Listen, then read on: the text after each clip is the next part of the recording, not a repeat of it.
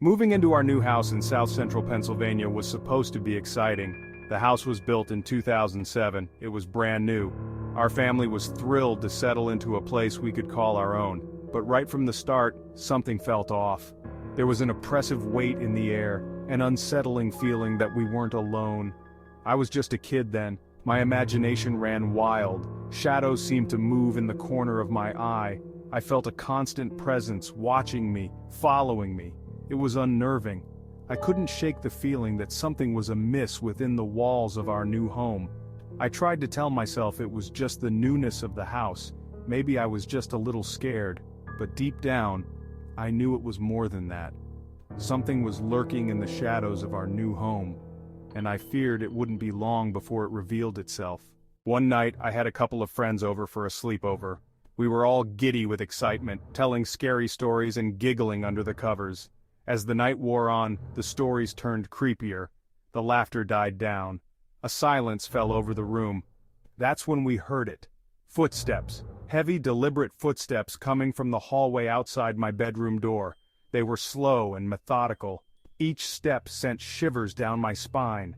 We froze, our eyes wide with terror. We listened intently, our hearts pounding in our chests. The footsteps stopped right outside my door. We held our breath, too scared to even whisper. Silence.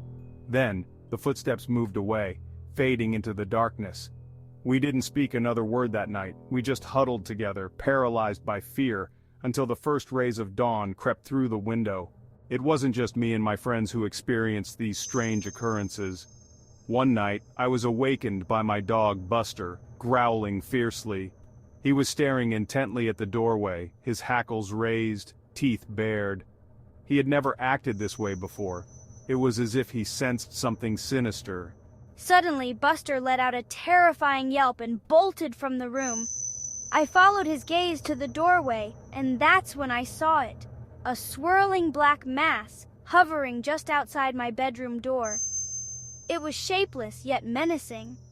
I could feel the evil radiating from it. Terror gripped me. I was frozen in place, unable to move or speak. The black mass lingered for a moment longer, then vanished as quickly as it had appeared. I didn't see Buster for the rest of the night. He refused to come near my room. Whatever he had seen that night had terrified him, and it had left me utterly shaken. These weren't isolated incidents. The paranormal activity in our house became a regular occurrence. I would hear whispers in the dead of night. Unexplained noises echoed through the halls. Objects would move on their own. I felt like I was being constantly watched, stalked by something I couldn't see. Shadows danced at the edge of my vision. Doors creaked open and closed on their own. The temperature would drop suddenly, leaving me shivering in the middle of summer. I was living in a constant state of fear and anxiety. My childhood home had become a prison of paranoia. I tried to tell my parents about what I was experiencing. But they dismissed it as an overactive imagination. They told me it was just the house settling. But I knew better. Something dark and sinister was lurking in our home, and it was only a matter of time before it made itself fully known. One particular spot in the house was especially chilling. It was a small alcove at the end of the hallway upstairs. Every time I passed by, I would feel an intense cold. The air would grow heavy, making it difficult to breathe. It was like stepping into a freezer. I tried to avoid that area of the house as much as possible, but sometimes I couldn't help but feel drawn to it, like something was calling me there. I would stand at the edge of the alcove, my heart pounding in my chest, and stare into the darkness. I felt a presence there, something cold and malevolent. I would often imagine a figure standing in the shadows, its eyes burning into me. I would feel its icy breath on the back of my neck. The fear was paralyzing, but I couldn't tear myself away. It was as if I was being compelled to confront whatever evil lurked in that cold, dark corner of our home. Whispering, "You can't escape me." As I grew older, I started to piece together some of the history of our house. I overheard whispers of a family that had lived there before us, a family that had experienced a series of tragedies. There were rumors of a fatal accident, of a mother driven to madness, of a darkness that had settled over the house. Your father and I were reluctant to talk about it. We brushed off your questions, telling you they were just stories. But I knew there was more to it than that. There was a darkness that clung to our house, a history of pain and suffering that seemed to seep into the very foundation. I began to research the history of our property. I scoured old newspapers and local records. I talked to neighbors who had lived in the area for years. And slowly, I started to uncover the truth about our house. A truth that was far more sinister than I had ever imagined. My research led me to a chilling discovery. The family that had lived in our house before us had suffered a terrible fate. The father had died in a tragic accident. The mother, driven to despair, had taken her own life, and their young son had vanished without a trace. His body was never found. The more I learned about their story, the more convinced I became that their spirits were trapped within the walls of our home. The footsteps, the whispers, the cold spots, it all started to make sense. They were reaching out from beyond the grave, desperate to be heard. I realized that the paranormal activity wasn't malicious. It was a cry for help. The family that had perished in our house were not evil. They were simply lost and alone, and they needed my help to find peace. I knew then that I couldn't ignore these experiences any longer. I had to confront the spirits head on. Whispering, help us! Living in that house was like living in a horror movie. Every creak of the floorboard, every gust of wind sent shivers down my spine. I was constantly on edge, waiting for the next paranormal encounter. Sleep became a distant memory. Nightmares haunted my waking hours. Despite the fear, a strange sense of curiosity began to grow within me. I wanted to understand what was happening.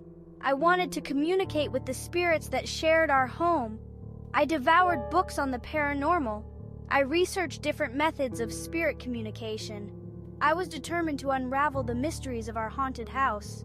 I knew it was dangerous, but I couldn't shake the feeling that I was meant to be there, that I was chosen to help these lost souls find peace. It was a terrifying thought, but also strangely empowering.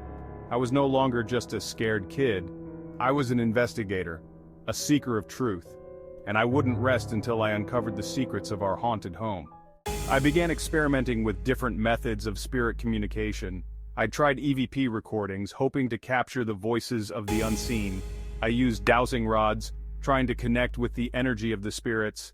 I even attempted to hold seances, hoping to make contact with the other side. My attempts were met with varying degrees of success.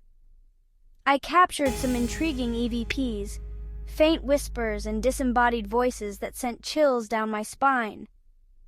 The dowsing rods would spin wildly in my hands, seemingly guided by an unseen force. And during one particularly intense seance, I felt an overwhelming sense of dread, as if I was being watched by something sinister. My experiences only fueled my desire to learn more. I sought out local paranormal investigators, hoping to gain insights from their years of experience. I joined online forums, connecting with others who had shared similar encounters. I was determined to find answers, even if it meant confronting my deepest fears. Even though I sought answers and tried to communicate with the spirits, the fear never truly went away. It lingered in the back of my mind, a constant reminder of the unseen forces at play. Every time I felt a cold spot, heard a whisper, or saw a shadow move, my heart would skip a beat. The experiences of my childhood left an indelible mark on me. They shaped my worldview, my beliefs about life and death, the seen and the unseen. I learned that there are forces beyond our understanding, mysteries that science cannot explain. To this day, I can still vividly recall the terror I felt during those paranormal encounters. The feeling of being watched, of being followed, of being completely alone in the presence of something unknown. It's a fear that has stayed with me, a constant reminder of the unseen world that exists just beyond our perception. Those childhood experiences opened a door for me, a door to the unknown. They ignited a passion for the paranormal that has only grown stronger over the years. I've dedicated my life to investigating the unexplained, to seeking out the truth behind the shadows. I'm drawn to the darkness, to the mysteries that lie hidden beneath the surface of our everyday world. I believe that there's more to life than what we can see and touch, that there are forces at work beyond our comprehension.